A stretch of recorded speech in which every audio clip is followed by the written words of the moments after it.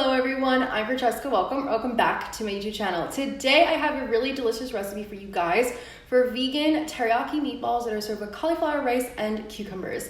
And this bowl is so satisfying, so delicious, and the meatballs are made from lentils and zucchini, so really easy to make, nice, easy, accessible ingredients, nothing weird or hard to find in here. I put it with a teriyaki sauce because I just want to do a fun little twist, but of course you can use like any sauce you really want. This would be great with barbecue sauce, or like I know they make like those grape jelly meatballs if you want to make a variation on that.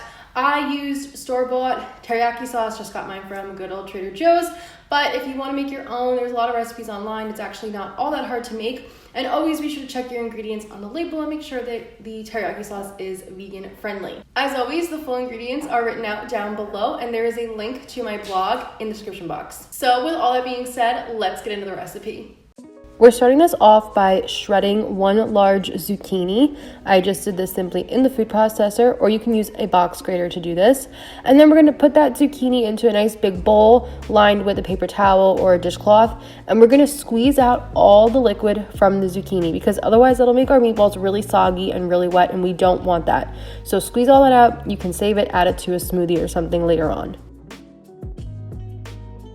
Into the food processor, I'm putting half a cup of lentils that I already cooked so they're nice and soft, 2 cloves of garlic, about a tablespoon of gochujang paste, which is fermented chili paste, 2 tablespoons of teriyaki sauce, 2 vegan egg replacers, I'm using the neat egg, and some vegan breadcrumbs. I'm using actually gluten-free rice breadcrumbs for this. We're gonna pulse this a few times and to get it starting to go and mix together. And then we're gonna add in that zucchini. I didn't want the zucchini to be completely pulverized, so I waited to add it in.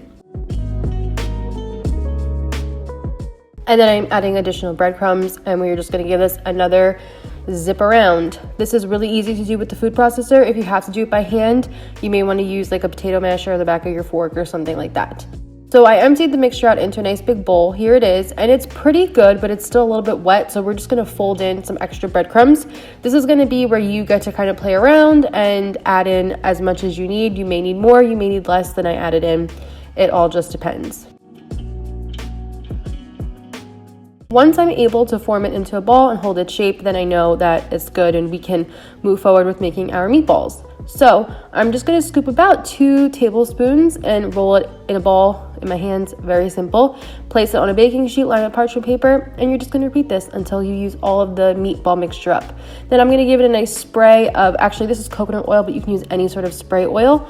And we're going to bake these in the oven at 450 for about 25 to 30 minutes. Let's prepare the cauliflower rice by putting it in a nice big fry pan, adding about half a tablespoon of sesame oil and a little bit of water, and we're just going to cook this up until it's soft and cooked through. It should only take a few minutes, like 5 minutes maybe. For our sauce, I'm taking store-bought teriyaki sauce, and we're just going to put this into a nice big pan. And then I have some Thai chilies and green onion cut up. If you can't find Thai chilies, you can always use red pepper flakes, but I found these at the local Asia market and I love them. Now, my teriyaki sauce was a bit on the thinner side. I'm using the one from Trader Joe's, so I decided to add in a cornstarch slurry to thicken this up. If your teriyaki sauce is thin, you can do the same. If it's thick, you can add water. You kind of have to play around with the teriyaki sauce you buy. But as you can see, it's thickened up now nice, and it's more glaze-like than liquid. So we're going to pop in those meatballs, and you can see they're nice and golden and crispy, and we're just going to toss them in the sauce to coat them evenly.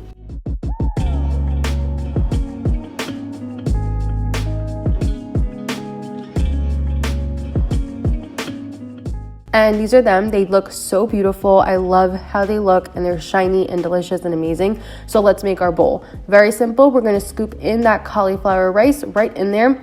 Of course, you can use any sort of grain that you like. You could use regular rice, quinoa. And then we're going to add in our meatballs. You're going to get about 14 meatballs from this, so you can figure out your own serving sizes from there.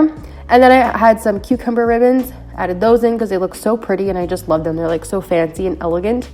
Added some extra sesame seeds on top, some fresh green onion, and I added a few of those Thai chilies just because I think they look so cool, but you don't have to do that. And that's it. Our bowl is all done. Our meatballs are all done, and they look so good. They were really delicious. They hold up great in the fridge. I think they're actually even better the next day because they firm up even more as they sit in the fridge.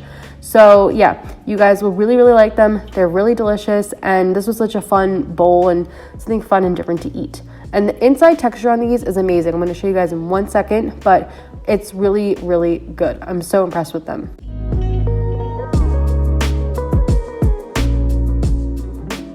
Alright guys, and that was our vegan teriyaki meatballs with cauliflower rice. I really hope you enjoyed it. If you try it out, please leave a comment down below, tag me on Instagram, use hashtag plantifullybased so I can see your beautiful recreations. I love to hear back from you guys. If you like my videos, you already know, like, comment, subscribe, all that good stuff helps the channel out and helps us to spread more vegan recipes around the world. And there is a link in the description box to my blog that has the full written out recipe, all substitutions, PDF printable recipe. I work very hard on the blog post, and if you have a question about the recipe, I probably already answered in the blog post, so definitely check it out. Thank you guys so much for watching, and I'll see you next week with another video. Bye.